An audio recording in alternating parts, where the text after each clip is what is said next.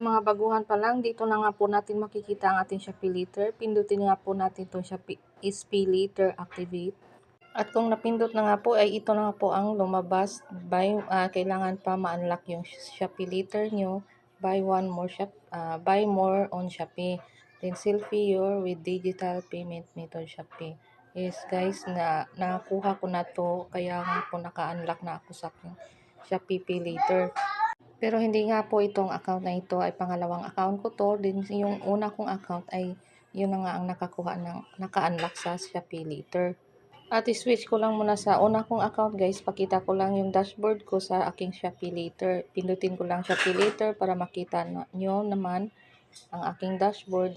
Doon din natin makikita yung transaction natin kay Shopee. 1,000 lang pala yung pinahiram sa akin ni Shopee, pero yung 854 hindi ko pa yan mabayaran dahil hindi ko pa siya